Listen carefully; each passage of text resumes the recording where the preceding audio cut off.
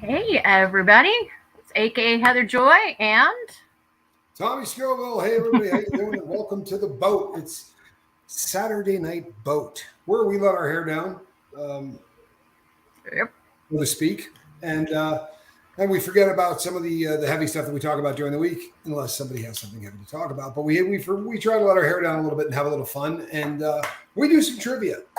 It is probably pretty well known that the word legend gets thrown around far too much in YouTube. However, when it comes to trivia, I think it's pretty safe to say that my trivia prowess is legendary. However, tonight we're venturing into the lost decade. Of course, I'm referring to the decade of 1990, and as we know, nothing happened. There was a Lewinsky, and there was a I don't know. It's just that decade. So what we're going to do is we're going to give a chance for the people who are a little bit younger to have a shot at that decade that is in their wheelhouse. So these questions, I have never seen these questions. They were hermetically in a Hellman's mayonnaise jar on the back porch of Funky Sports since yesterday at noon. So I have never seen these. I will be reacting at the same time as you are. Heather Joy will be reading the questions, but no setup. I've heard none of these. Nope. Isn't that true, Heather? Very true. All right. Can you guys hear everything okay? Because we were having issues. I'm still hearing some. I'm hearing some weirdness. I can't figure it out. You actually sound pretty good right now. We have 5x5. Okay. Yes, we've got some. Thank you, All Miss right. Dragon. Miss Dragon, appreciate you. Blocky, good to see you. All right, fire this thing up. It's time to embarrass you people. All right. Here's the first set. Here we go. Hang on here. Okay. The very first one. Haha. What was the name of Corey's best friend on Boy Meets World? Was it A, Sean, or B, Eric? I'm going to go with A on this one. The amazing thing about this is I truthfully did not know this was a show. This gives you an idea of just how solid I am in my 90s trivia. I had no idea what you were talking about. If you made this up whole cloth, like out of nowhere, if you just said, I'm going to make up the question, like, let's come up with a name for a show that doesn't really exist, and you went that route, I'd have no clue. Like, it would be just like what you just did. Well, you were right, Tommy. B seems to, what's that? You were right. It was A. Sean. Never a doubt. Never a doubt. I never saw this show. I'd heard of it, but I was in college and nursing and school and all this stuff. I don't know. I was having kids. I don't know.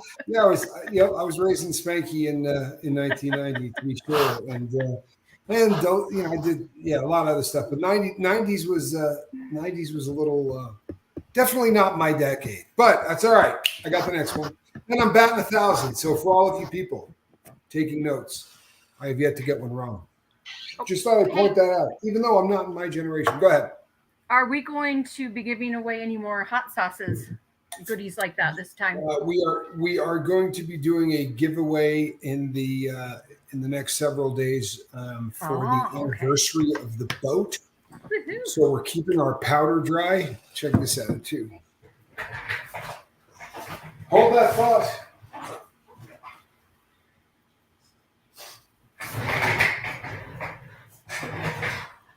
And we've also got some lifeboat. We got a lot of stuff to put, but we're keeping the powder dry for the 1 year anniversary, and we're going to be inviting on some of the old timers. No offense to the old timers, but you are old timers. To those that kept the boat going in the dark days, before when there were so few people on a live feed that I'm sure everyone was looking around going, how much longer do you think they're going to do this? But we're going to have a celebration, and we're going to make a big deal of it, and there'll be some hot sauces and some prizes and some things and some special guests. And it's going to be a good time. A good time. Thank you, Noise Opera. Thank you. Noise Opera. Thank you, my Very brother. Sweet.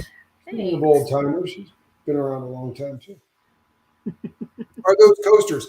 Those are stickers, and those stickers, I put them on everything. I usually have one on the phone, but they say they have the lifeboat emblem, and directly below it says "I quit." Quitting Well, the quitting. So, but yeah, there'll be some cool stuff going on. We have some festivities for the anniversary. Alrighty, peeps. And before any of you say exactly when will that be, we're not going to announce it. We're going to roll out, and it's just one of those nights. We're going to be like, hey, guess what? And for those who have the ability to see the notifications and all that, you're going to see it.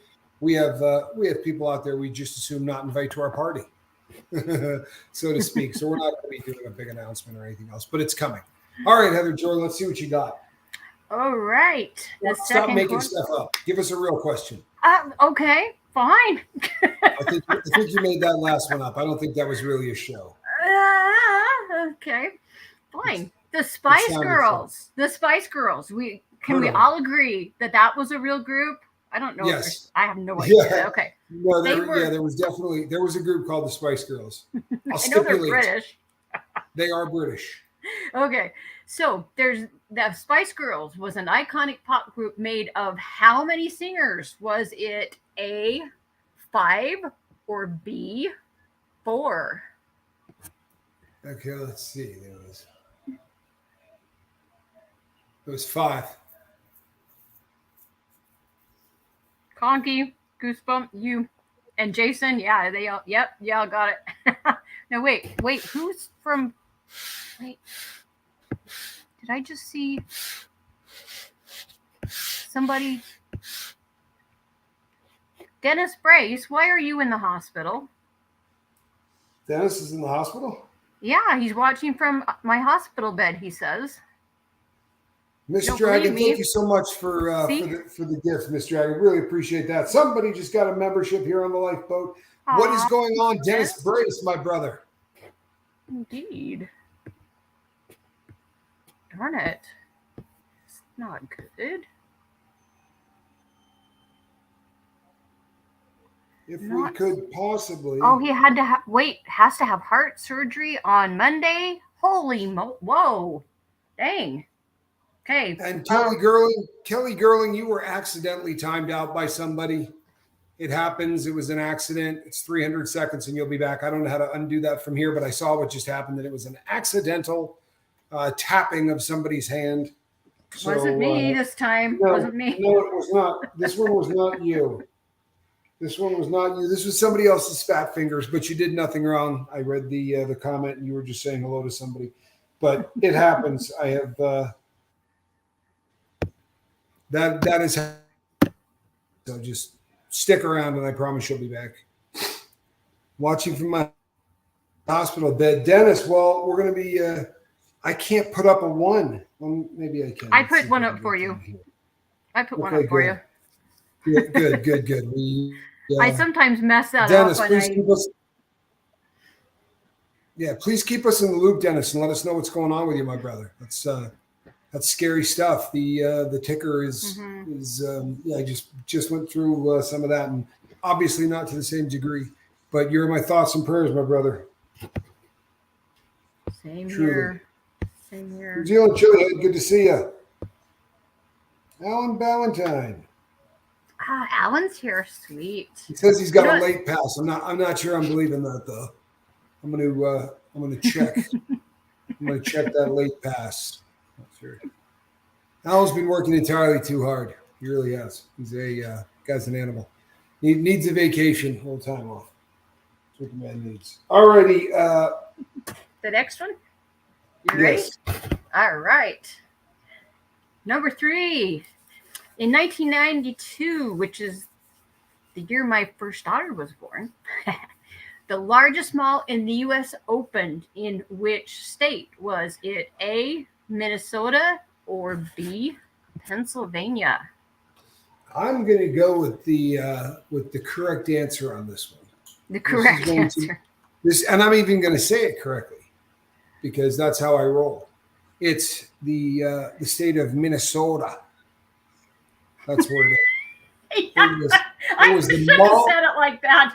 It was the Mall of America. It was the biggest mall in the U.S. I think they called it the Mall of America, and You just it's in ruined another Minnesota. one of my questions. Thanks a lot. Well, you know what they did too. I think the idea was to have a place that people could go where they weren't knee deep in snow and freezing. So they built this huge thing that's almost like a city inside, and you can walk. They have sidewalks and everything else that are all inside. It's city blocks long. It's absolutely Really? enormous. Well, you got to have something to do, Heather. If not, you'll freeze. It's pretty cold in Minnesota. I thought you went ice fishing. I thought that's what you did in Minnesota. Yeah, no, there's no question. There's probably a whole lot of people out there sitting on the ice, waiting for that little flag thing to pop up so that they can yank up a half frozen fish. I have done it. I have done it. I've done it in Vermont. It was a great excuse to go out and drink in the very cold weather. But I did a lot of it when I was a kid. Goosebumps 801 says it's ginormous, and I'll tell you something. It's not often that ginormous really actually hits the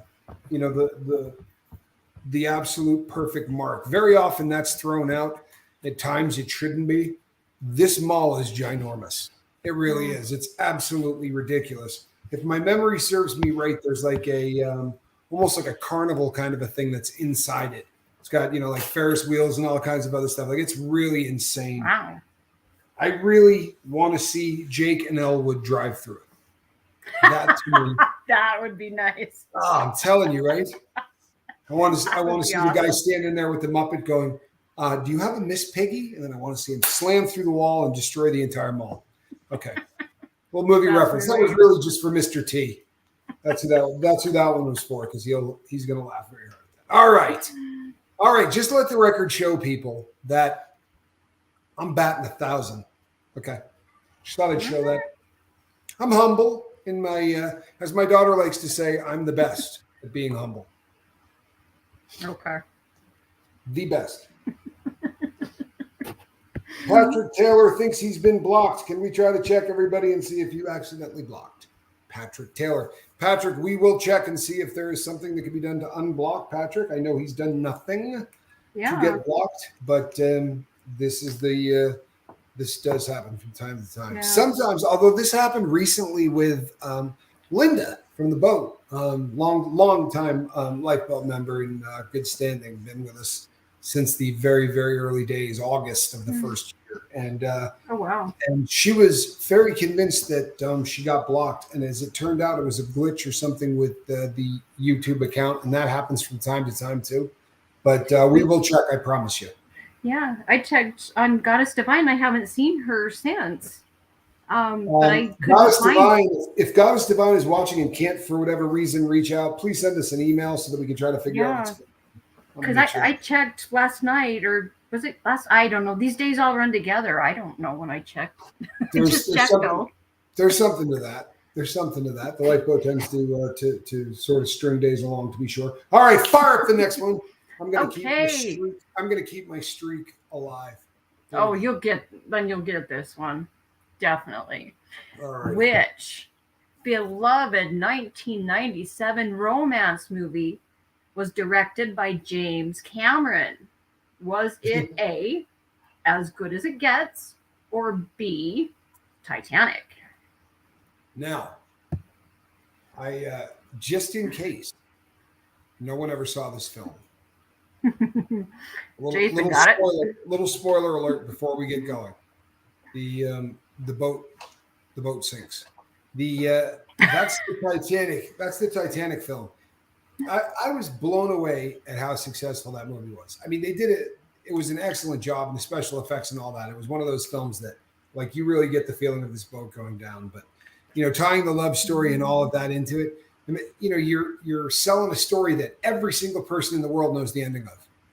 Like, they're just coming there to see how cool, you can make it go, because they know, there's no one in the theater going, oh, crap, you think anyone's going to get to him before it sinks?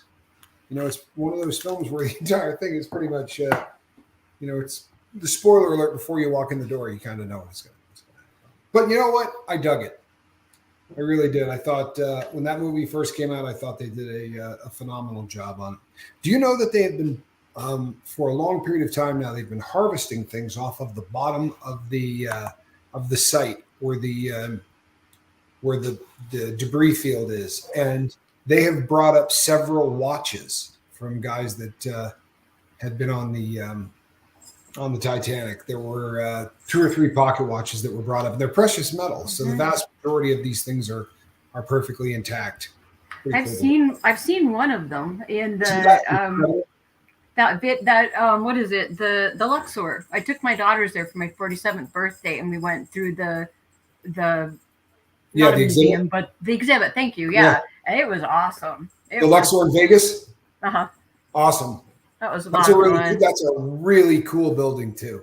I once flew out to Las Vegas. I'll tell this story on a members only video. But I once flew out to Las Vegas, the guest of the Federal Bureau of Investigation, and they put me and my friend up at, and I didn't do anything wrong, by the way. They were interviewing me because the Russians that I was working with on a project were doing crazy things, and they wanted to interview us. But they put us up at the Luxor, and the elevators inside that pyramid they go up like a pyramid. They go up almost.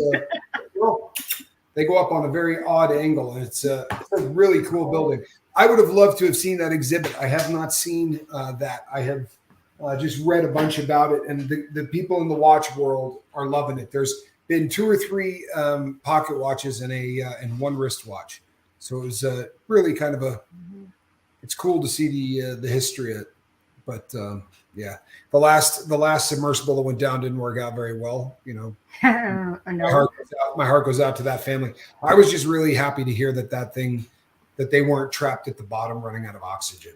You know what I mean? Yeah. I think it was a relief to find out that it was literally over before anybody knew that anything was happening. It was that split second stuff. All righty. Yep. I am ready to keep this streak alive. Be honest. All right. I'm running away with this thing. I'm going to have to give myself the participation trophy. Okay. All right, okay. What was the name of Will's wealthy uncle in The Fresh Prince of Bel-Air? Was it A, Bill, or A, Bill, or B, Bill? Okay. Well, I can hear him say, Uncle. Yeah. I can hear him say it in my head. B. It will be B. Fortunately, I was saved by The Fresh Prince of Bel-Air. Yeah, Leisure, bunch of you guys got it. Really, man, all of a sudden, blam, they all come in at once. Yeah, yep. You know, it's Jason, Dennis, Brandy, JJ missed it. Virginia, New Zealand Chili Head, yeah. Conky got it. Lemmy got it. Yeah, bunch of it. I got into one little fight and my mama got scared. You said you're moving with your auntie and your uncle in Bel-Air. That was a fun show, man. That started in the 80s, though, because I used to watch that after school. No question. In the 80s. No question. Yeah, we got lucky on that one. We got lucky on that one because that was why I was saying we got saved by The Fresh Prince of Bel-Air because it definitely started in the late 80s because that was in the heyday when television was awesome and it was king. You know what I mean? There really wasn't anything to compete with TV. You know, it was films and it was TV, and I think that's when Saturday Night Live was worth watching. Oh yeah. You know, well, and there was a lot of really funny things on at the time, and I don't know. I believe it was kind of the golden age of television. There was just so much content that was getting produced because there was nowhere else for people to take it, and reality TV had not really kind of come on the scene. So you actually had like production value, and I mean, I got nothing against reality TV. You know, what we do here is kind of a bit, you know, like reality TV, but but a lot of it is just fluff. And it was fun when they used to like make little movies, half-hour movies, 1-hour movies, you know, and it was something that was done every single week. And I don't know, the golden age, I dug it. And Fresh Prince was fun. Dude. That was a cool show in the day. It really was. All right. Okay, you ready? But I'm going to continue to dominate this thing. Let's roll out. All right. What do you think, Kitty? Okay, number 6. Who played Tom Hanks' love interest in Forrest Gump? Was it A, Robin Wright, or B, Meg Ryan? it was A, Robin Wright. But my understanding was that it could have been Meg Ryan. Like that was something I think that was discussed. I think that there was actually a series of people. I think Nicole Kidman might have turned that role down as well. There were a bunch of different people that ended up turning down that role, and it worked out very well. She played a great Jenny. Oh, Ian DeBoe says, when we were talking race yesterday, Fresh Prince, Benson, the Jeffersons, Cosby. Yeah. Yep. Yep. They were for those of a certain age, when Cosby came on, that was like the biggest television thing that ever happened. There was nobody on the planet that wasn't watching the Cosby Show.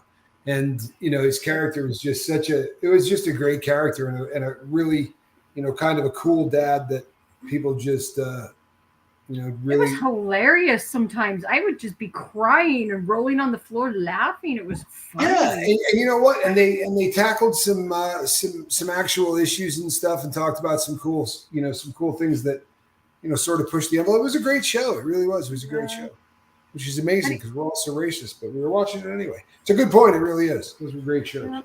I think it was like the first time that they had ever talked about learning disabilities on TV was in that show. Yeah. Yeah, it was just, there were a lot of things that were just sort of out in the open. Dennis Brace says, hold on, let me back up and find it. Dennis Brace said that last night, I believe he said it was Little House. I think he said he was watching Little House on the Prairie last night. Let me find that. Anyway, Goosebump was the first one. No, he watched Full House last night. Oh. And that may explain why he's in the hospital today with heart trouble. You know what I mean? Full House can do that to you. Barella, Ensign Barella, thank you so much. We are doing a members only live show this weekend, so it's coming up. It's going to be done this weekend, and it's I won't steal the thunder. You'll see it, but thank you, Burrell. Appreciate the support. 5 months, boy, man, time starts flying, doesn't it? The boat. All right, let it be known. All right, I won't beat a dead horse. You know what I mean? But I'm just saying. Okay, right. This one I did not know, because I've never listened. I quit listening to the Billboard stuff in the 90s. Anyway, let's see. This was Jennifer Lopez's first #1 song on the Billboard Hot 100 chart. Was it A, If You Had My Love, or B, Waiting for Tonight? See, this is dirty pool. This is another question that you made up. No, I didn't make it up, but I didn't know the answer. Jennifer Lopez person that you speak of. All right, here's the deal. All right, here's the deal. We're gonna go. We're going B. Well, I was thinking Jason got it first. It was A, and JJ got it. Yeah, it was A. I didn't know. Awarded by J-Lo. I'm pretty sure she didn't actually sing. I think that I don't remember what she was famous for, but it had something to do with the guy that played Batman. I don't remember. I thought wasn't she in Selena that in the 90s? That was a big deal. Never heard of it. She played the part of the girl that had been murdered by her house by her fan club president or something like that. Yeah, president of the fan club. Wow, it's terrible. Something like that. Yeah, I'm not familiar with that one. Honestly, the only thing I remember was that they mangled her name and Benifer or something like that. Oh, remember when they were on every single tabloid? Like that to me screams 90s. But I didn't know she sang. I really didn't like you said. You gave up on Billboard. I wasn't even aware of the fact that they made music in the 90s. I think the only band. I was still really caught up on old music. I think the only band that I listened to throughout the 90s was probably Sublime. That was a Listen to band that them. I started listening to in the '90s, and we kind of stuck with. But most of the stuff I listen to is considerably older than that. I just probably because I'm old and I'm a stick in the mud. But I I'm listened just to a lot of Nirvana in the oh 90s. yeah, you know what? I didn't get super into Nirvana, but yeah, that was definitely the '90s too. I guess there were some other bands, but I was never a big Kurt Cobain fan. I know that people hate it when I say that, but you know why? Because I was that '80s dude, and it was like Guns N' Roses and bands like that with a ton of hair, and it was like they sang about girls and they sang about cars and rock and roll, and then Kurt Cobain came along, and that whole grunge thing came along, and it was all sort of a dad doesn't like me, and I'm kind of depressed, and we just went from this really happy sort of headbanging life is fun thing to sort of this depressed music. And I don't know, my generation, I think we looked at Kurt Cobain as killing the kind of rock that we listen to. I don't know. I'll just shut up before I lose 7 more subscribers. Yeah, don't disrespect Kirk. No, I mean, here's the deal. I'm not bad mouthing Kurt Cobain. I'm really not. I think I was just too old at that point. I'm claiming the too old thing. Moving on. Okay. Moving on. How about a song about a musician that actually made music? I'm not buying this Jennifer Lopez thing. Okay. All right. Goosebumps says 9 Inch Nails and Pearl Jam, and there were a lot of good bands. Girls Down, yeah. There were a lot of good bands in the good. 90s. And we lost some good bands in the 90s. There were some REM was good. REM was a good band. And that's another one that went back way into the to the early 80s, though. They were around forever. U2 was huge in the 90s, but they were also big in the 80s, or at least starting to get big in the 80s. But there were a lot of those bands that just sort of take up 2 and 3 generations. They just sort of do stuff. Hello, how are you? Goosebump 801, yes. I love me some Red Hot Chili Peppers. I saw them open for Oingo Boingo in '90. Oingo Boingo, wow. So that's another band that I remember the first time that there was a kid that I went to school with. His name was Rob. I won't say his last name. But Rob and I were in Earth Science together, right? Teacher's name was Ron Walton. Ron was just such a piece of work. But anyway, we were in Ron Walton's class, and Rob used to have this kind of like the Columbia Record and Tape Club, but it was the Columbia Record and Tape Club for alt rock. Like, these were not the albums that you would normally see on, the Columbia Record and Tape Club, where you normally got very sort of top 40, kind of stuff. Yeah, I was into the alternate stuff. Well, he was buying albums, and he would pay almost nothing, but he would get, say, 15 or 20 albums, and it was a grab bag. Like, you had no idea what you were going to get. Oh. But it was all of these like alternative rock bands. And this was really early in the 80s. And I remember him coming in and saying, man, you got to hear this band, and he had a tape of the Red Hot Chili Peppers. And he was like, these guys are just insane. And he was, going off about it. But in that same batch of stuff, he got U2. Like, they were so new then that no one really heard. Really early 80s. But it's funny that you look back and you think alt rock, and now you think about those bands and you're like, man, that's not alt rock. The Ramones are the same way. I see people wearing Ramones shirts, and I'm like, I love it. I love the fact that they finally caught on. I just wish that Dee Dee and Johnny and Joey could have seen just how big they got, after they were gone. How much love came down the pike. All right, done reminiscing. All right. What I've been doing is the whole time I'm reading like history of the 90s down here because I'm trying to crash for the next question. I know nothing about this damn decade. All right. Come on, you surely got to know this one, because surely your son had one of these. Not necessarily. My kids did. Stop calling me Shirley. Excuse. Sorry, that's an 80s airplane. I know. That's a little older than. I'm dead serious. Stop calling me Shirley. All right, go ahead. Number 8. This handheld digital pet was one of the most popular toy fads of the late 90s. Was it? Come on, I know. No, I'm not even going to give you choices. I just want you guys to put this one out. Come on. You guys gotta know this. My daughters would go to fair. school and I'd have to tend them. Oh no question. I was about to say that's not fair because I don't remember the name of those damn things, but I remember taking care of them. And you had to do, all of these Conky stupid dog things, and got then it first comes out of an egg, and then you have to keep taking care. The digital pet was the worst idea that ever happened to parents on Earth. That's why they're gone. What was the name of the damn thing? Because I can't remember. If you gave me Tamagotchi. 4 choices, I'd know what it was. What's that? Tamagotchi. They were It means- awful. Lexi.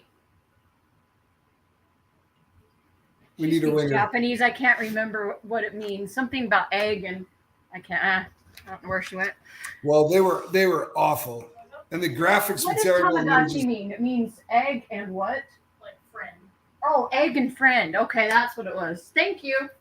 So there's a combination. Here's your digital egg friend that your parents will need to take care of, and if they don't, they're deemed bad parents for the rest of the time that they're on planet Earth.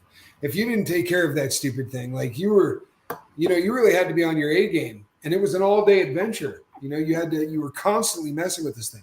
It wasn't enough to feed it and do all that. You had to play with it. You had to clean his poop up. Oh, that awful thing. Back me up on this.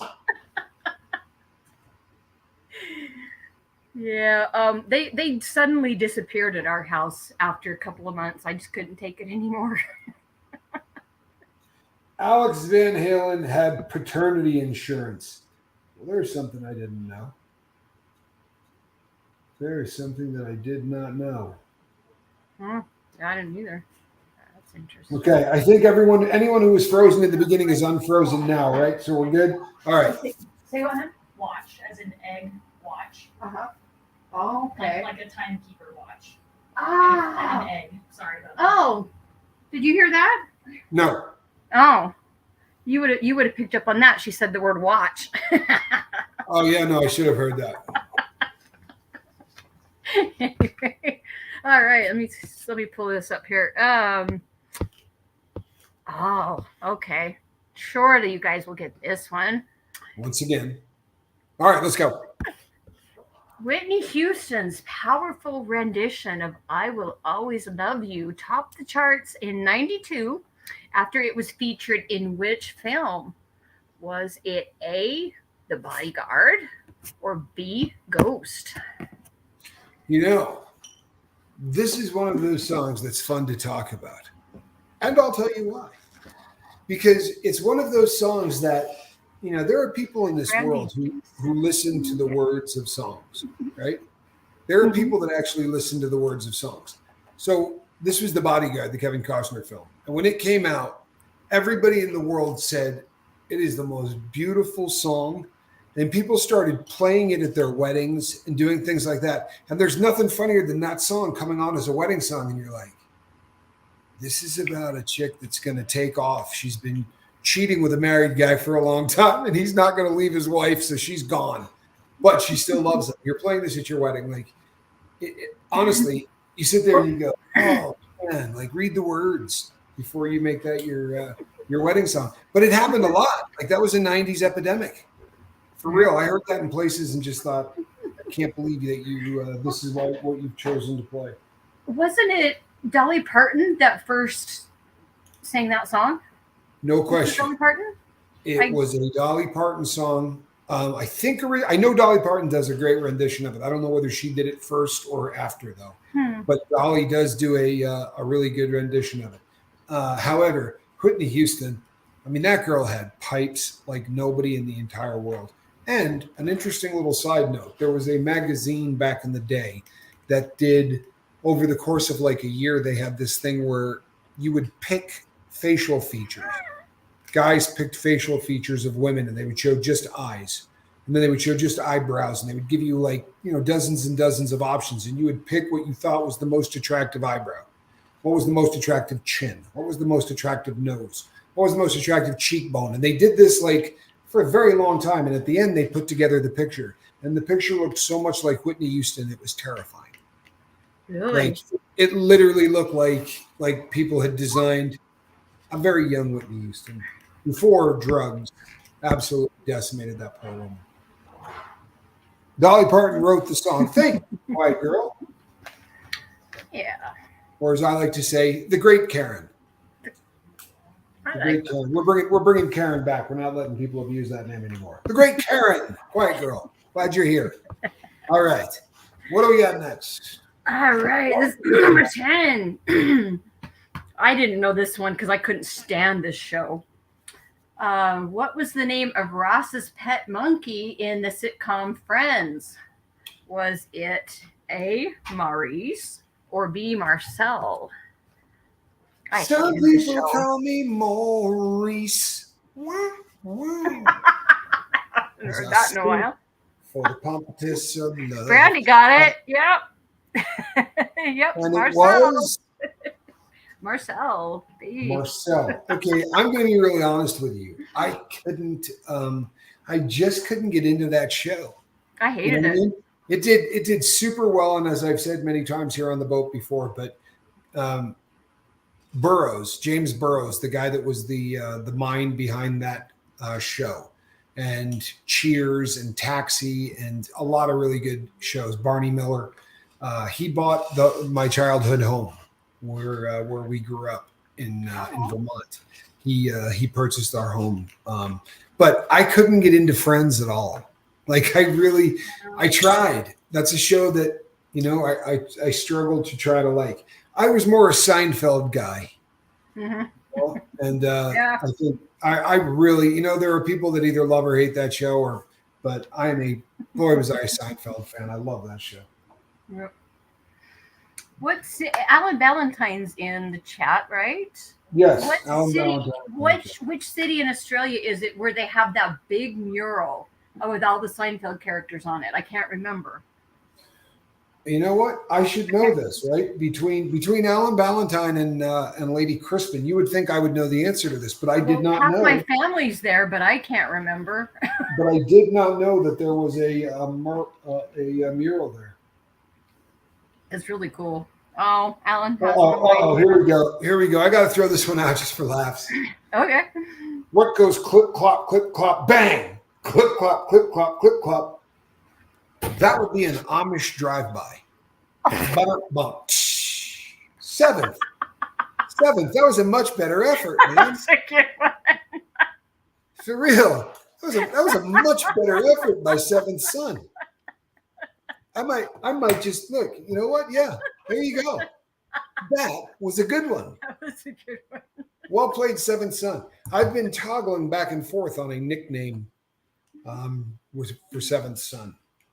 This dragon says, "Hello, Newman." Right? I can't do it. He used to say that though. He just hated him. I have an opportunity. To tell another fun story. So in 2004, I went to New Orleans with a girl that I was living with at the time, and an Italian girl. The two of us went down to New Orleans, and we were there for 10 days or something like that. And we went to Jazz Fest, almost every day. I think we went through 3 or 4 of the days that we were there of the festival. We went and saw a lot of great bands and all that. But at night, when you go down Bourbon Street, it's like Mardi Gras divided by 5, right? So there's still a lot of people out there, and they're doing stupid stuff and, flashing people and throwing beads and all the normal stuff that you associate with Mardi Gras, but a lot less crowd. You can move around a little bit more and whatever. But this girl and I were walking up the middle of Bourbon Street, and just down from where it dead ends. I think on Dauphine is the name of the street. But we're walking up the middle of it, and who walks by? But Newman. And Newman had with him a date, a blonde girl, who in the heels she was wearing was probably 6'3", right? For real, right? Not that tall. I'm 6'2", and this woman was, every bit as tall as I was in heels, and just sauntering down the street. Newman is not a tall man, right? And there's nothing wrong with that. But Newman is not a tall man, and they made such a striking pair. But as I walked by with the girl I was with at the time, she was also a huge Seinfeld fan, and she's going, "Oh my god, you know who that is?" And I walked by, I gave him the Newman. And I'm sure he probably heard it 400 times before he got off Bourbon Street. But But yeah, there's my Newman story. I ran into him on Bourbon Street for Jazz Fest 2004. There you go. That's my Newman story. We're gonna have Seinfeld trivia night. I think that is a Seriously phenomenal. And then, are you a MASH fan too? Because we got to have MASH trivia. Top shelf for Heather. A Seinfeld show would be good. I mean, we'll lose a couple of people, but there's a lot of Seinfeld people out there. Maybe what we should do is sprinkle in, say, 5 or 6. They all have to be like long running series, right? So you can throw in Seinfeld, and then we could throw a bone to those really odd people that actually watched Friends. I'm sorry. I shouldn't. I guess. No, they're strange people. The Friends people, I don't know. That's where I live. Honestly, they'd all meet together to watch Friends, and I was always invited, and I never went. Aren't you going to come tonight? Nope. Can't stand the show. I just didn't. I don't know. I didn't get it. I just didn't get it. But you know what? There are people that really dig it, and I'm not picking on them for having no taste in television. I'm not either. But Miss Dragon, we're going to have some MASH trivia. MASH was fun. I dug MASH. MASH was a fun show, and I used to watch it with my dad. When I was a little kid, I used to watch it with my dad. I would imagine I would do very well at MASH trivia.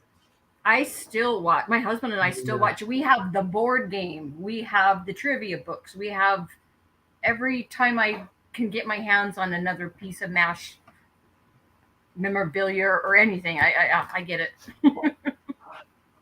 Yeah. Let's see. Anyway. All right. You ready for another one? I'm holding my good luck rose quartz ball that my son bought for me when I think he was about 5 or 6. He bought this for me for Father's Day. Been playing with it ever since. All right. Let's see. What do we got? Okay. The 11th question is, who was not a member of the Mickey Mouse Club? Was it A, Ryan Gosling, or B, Ryan Reynolds? Well, here's the thing. I see a real problem with asking questions like this. Because the question of who was not a member, well, I wasn't. Right? Oh, yeah. We're pretty confident I was not a member of the Mickey Mouse Club. Not at any time. Right? I've lived a decent amount of my life and Dennis Priest under different names. Neither of those names, by the way, were ever a part of the Mickey Mouse Club. So I'm going to answer Tommy Scoville. It was Ryan Reynolds. And bunch of them got it. Tommy Scoville. So Ryan Reynolds and Tommy Scoville. And if you don't let me use myself, then I'm using Miss V because she wasn't either. All right. Okay. Technically, I'm still doing well. Okay. Oh, Allison Stacy says Marcel. Allison Stacy answers Marcel. We're a bit behind, but you're doing good. That's excellent. I like it. I really do. That's solid. Okay. Let's see. The next one. Which controversial soft drink was released in 1992 and was rejected by the public? Was it A, Crystal Pepsi, or B, Clear Pepsi? So read the question again. What was the first part of the question? It was, which controversial soft drink was released in 92 and rejected by the public? Was it A, Crystal Pepsi, or B, Clear Pepsi? I think it was Crystal Pepsi. It was Crystal, and a bunch of people got that one. and do you remember it? I do. Remember? You know something? I do. I drank it. I tried it once. Well, I had one or two of them. There was something really odd about drinking a clear cola. It didn't feel right. But you know what? We also, those of us of this generation, and there's a lot of us of this age on the lifeboat, but we lived through so many bizarre cola things in our life.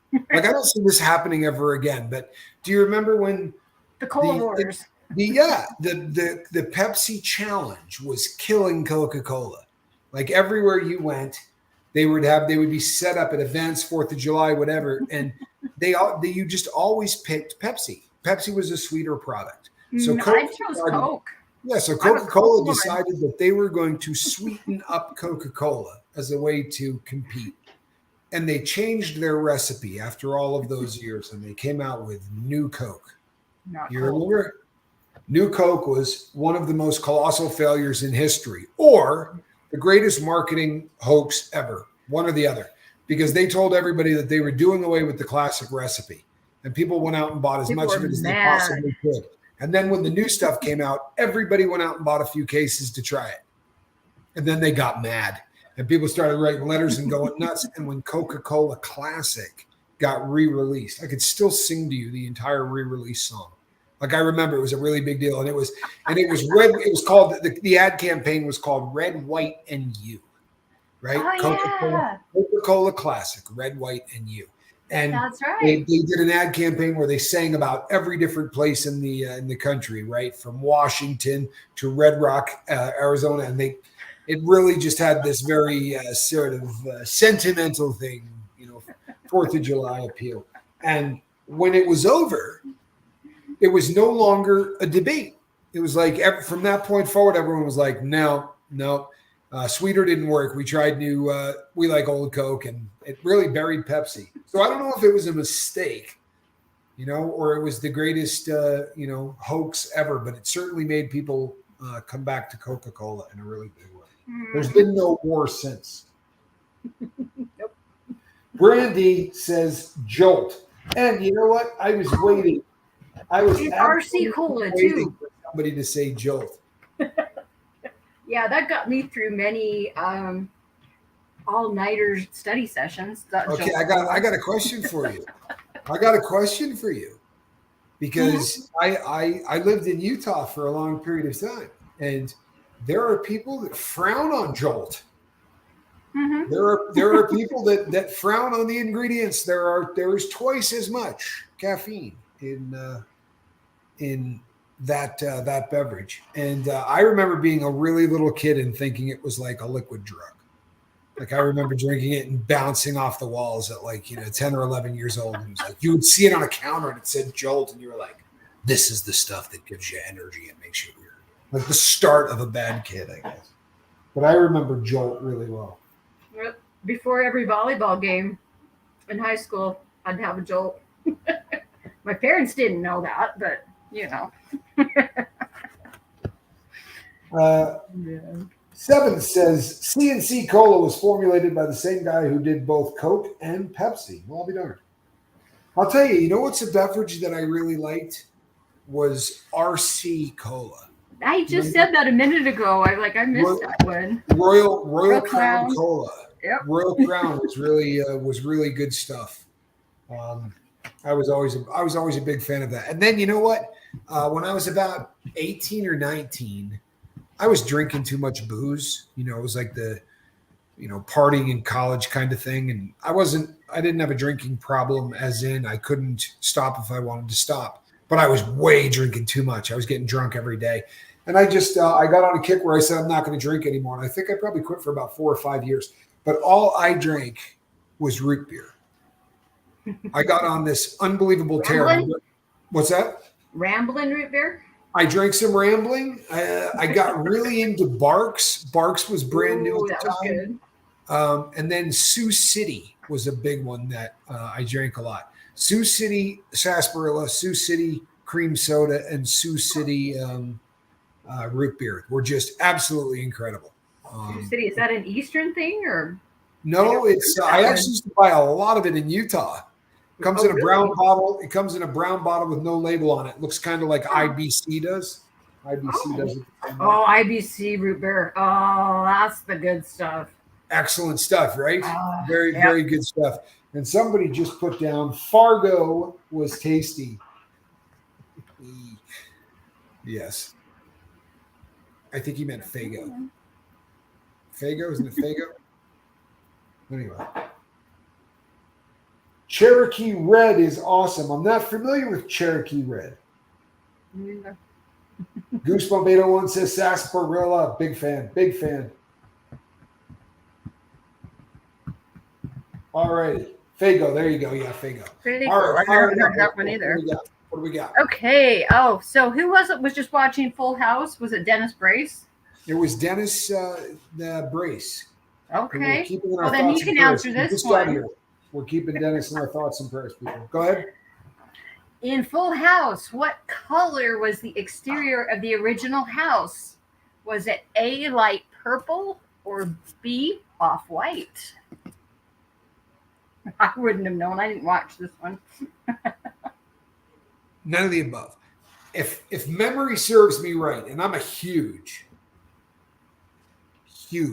Full House fan, I'm going to go with that the front of the house was actually like a baby blue, like the kind of blue you see on babies' blankets. Somebody back me up on this.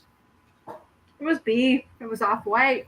Okay, look, Bunch of them got it. this show, I'll be really honest, I'm not sure if I know what show this is, but isn't this the one that takes place in San Francisco? I think so. I All right, thought it would have been crew. purple. All right, crew, who was in this television show? Help me out. Tell me what show this is. The Because I was long. I'm not the really. one guy was a comedian, and they found him dead in his hotel room. Okay. Yeah. That guy? All right. Yeah. I can't think of his name. Died of very unusual causes. Mm-hmm. Yeah, it's really, really weird. Really weird. He used to do funniest home videos. Yes, that guy. He was in it, and then the Bob Saget. Bob Saget was his name. Bob Saget. I can't remember the other guy's name, but it really doesn't matter. But well, that is the show that I was thinking of. And by the way, well, this is the original house, though. The original house. So the other guy that isn't Bob Saget, mm-hmm. not even his mother knows his name. Like he was in that show, but even his family go, what was the name of that other guy that played with Bob Saget? Because honestly, all right, somebody tell me his name. Tell me that I'm joking. Not John Stamos, the other guy. So it was Bob Saget, John Stamos, and then that guy. Remember, he had like sort of blondish curly hair. Look, I'm not being mean. Don't judge me. You don't know his name either. Don't judge me. What's his name? See, Mind Game says, and a blonde guy. Chili Phil says David C. And Brandy says David Collier. Apparently the man has a name, but Mrs. Collier didn't know that. She had to Google it. Dave Collier. Quiet Girl said Dave Collier too, so it must be Dave Collier. You Googled it. Don't lie to me. You guys Googled it. I'm not mad at you, but no one knows who that. I mean, and he's been in. That's not the only thing he's been in. He's been in a bunch of stuff. But there are certain actors that you just go, "Oh, that's that guy." Like you see him in public. He was in that thing with the other one, and I know that guy. You know what I'm talking about. You know I'm right. A&E used to do a thing. A&E used to do a special, and I think it was called Hey, I Know That Guy, or it was something along those lines, and it just showed tons of character actors that you've seen in like 100 different shows, but you don't know their name. The like in the movie Funny Farm, the guy that was driving the bus is the same guy that helped organize the Lufthansa deal in Goodfellas. Right? He was the father in Son of Sam, but nobody's going to be able to tell me that guy's name. Right? She goes, yeah, see, there are actors that are just like that. And the blonde guy, that's one of them. Ed Norton's awesome. Hold on. He was in a relationship? What did I miss? Who was in a relationship with...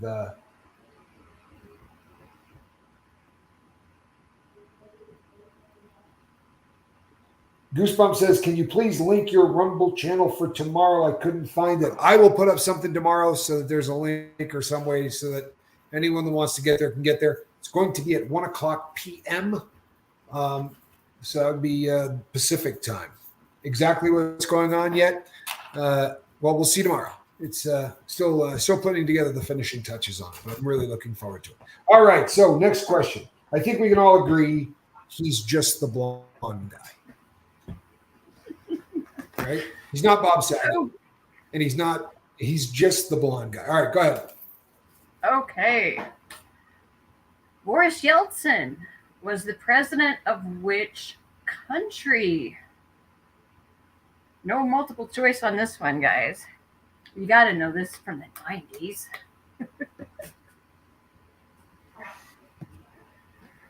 All right. Yeah. Who? What are you Wait, guys did you talking already, about Fraggle Rock for?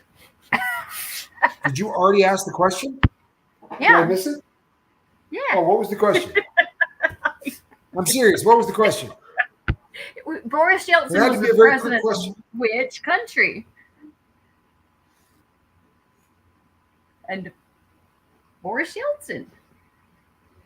Boris Yeltsin was the Belarus.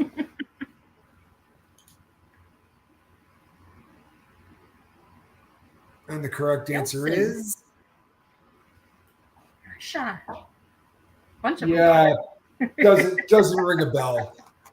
Doesn't ring Not a at all. bell. Hey, it was okay. Here's I a don't good remember. one. I don't think I've ever heard of the guy. Boris Yeltsin. Are you sure? That sounds made up. No, that was actually at a time when I did a lot in the 90s in Russia. I actually yeah? I traveled there. Yeah, I traveled there multiple times in the Oh wow. 90s. And also to Budapest. I spent a lot of time over there. I was at the time working for as a president of a publicly traded company, and I was living in Utah, but I was spending a decent amount of time going back and forth there. On the members only video, I'll tell you the story of how we bought a jet and how I almost how I was terrorized in the whole process because we bought it for cash. It's a good story. All right, what's next? No, wait a minute. I was it okay? When did Russia? Was it 90? Was it 1990 when the USSR fell and became Russia? Just Russia? No, it was a little later than that. Was it 91 or 92 then? I Okay. think So I think that the wall came down in 92. 89. Well, the wall came down in 89. I remember 89? 89 in the fall of 89 because I had just come home Oh from yeah, the summer so semester and I watched it on TV at my mom's house. And I yeah, just then by there with then my by mom, my chin on the within floor. within a year of that it was over. I mean that was really the beginning of the end. Shortly after that, the tanks rolled on to it was that bloodless revolution. If you remember, all the tanks rolled up right to the Politburo and everything was parked out front. It looked like it was about to get ugly, and everybody just said, "All right, whatever you want, it's over." Mm-hmm. And at that point, everything in the entire country went on sale. Like guys literally went to airports and said, "Everything that's parked at Hangar 6 is yours." The mob just went in and just took stuff. They sold guns. They sold everything. We bought a plane that way. It was one of the sketchiest things I ever did in my life. Honestly, absolutely freaking terrifying. I'll tell the story on the members only video. It was horrifying. With a bag of money, we walked up to these gangsters to buy a jet from a company called Yakov, Yakov, I think. A Yak they're referring to. This was a Yak 40, which has one of the best safety records, honestly, of any jet its size. But it looks like if you took a 727 and cut about a third of it out and shrunk it down, it was really built to be a commuter jet for Aeroflot. And it got stolen, and we bought it and then converted it into a company jet for the company I was working for, and parked it in Vegas. And I very rarely take it anywhere for anything, but I used to always act like I was taking it somewhere. Like I would have somebody, and I'd go, "Oh, I left something at the airport," and I would drive out there and then run onto my jet and turn the lights on and act really cool. But it was like $25,000 to get it off the ground, and stockholders would go nuts anytime I used it. Okay.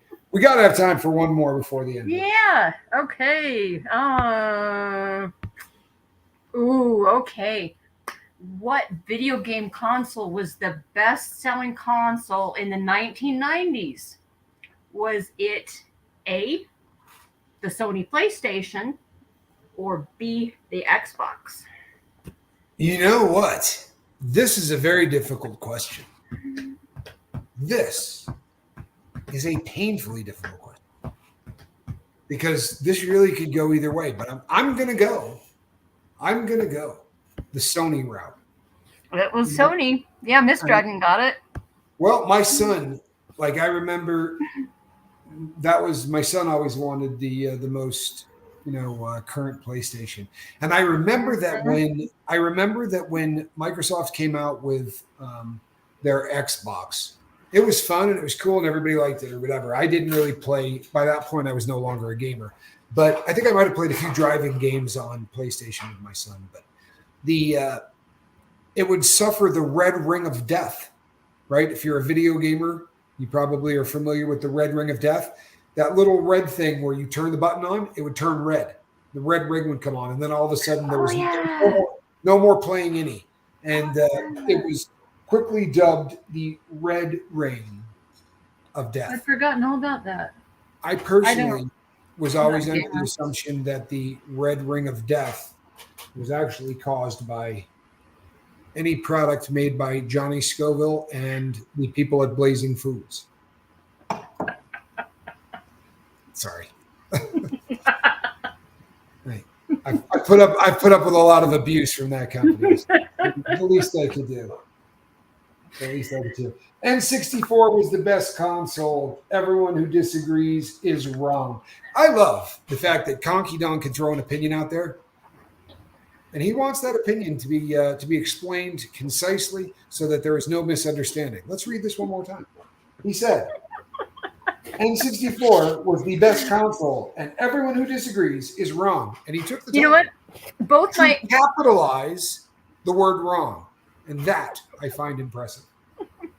Good my stuff. daughter and her husband will agree with him on this one, and my son-in-law, he's my son too, but he actually does a channel on YouTube about old video games. That's very cool. The very beginning, like everything. He owns like every console, every handheld device, everything. He's got everything, and he does a really good channel. Does he have a Pong? Mm-hmm. Okay, good. I was a really big fan of Atari. You know, that was kind of my generation. I was a huge fan of the original Atari console. The other one was in the 90s, Philips Magnavox had come out with this like 32-bit or something. It was the first one I had ever seen that played like what looked like a DVD. You know what I mean? It was the first one I ever saw on a disc. And it was an amazing video game console. There weren't a lot of games for it, but it was way ahead of the curve when it came out. And super expensive. Microsoft Cube. I'd forgotten about that too. Wow. The Cube, yeah. I'd forgot. Wow, there's so many. They've got a room full of them, and I don't know if he bought. You know those what game was it? It might have been Donkey Kong. And they were in Pizza Huts, and you had to sit down to play them. Yeah. And my son-in-law, I think they bought one. They found. Oh, how cool is that? Tabletop. Yeah. A tabletop I used game. to play that. I used to work at Pizza Hut in high school, and I would play that at night. When it would close. I saw a thing online. They were doing a charity auction, and they had a tabletop, and on one side was Miss Pac-Man, or just Pac-Man rather, and on the other side was like the asteroids ship. Mm-hmm. With the asteroids floating around it or whatever. And this thing did like 60 games. You could cycle through, and it's everything we ever played. So, they had the joystick. It also over to a little bit to one side had the roller ball so that you could do, Centipede, some of the other games. Like this thing was just set up. If you were born when we were, this thing is a dream. And someday, people, someday, I will own that stuff.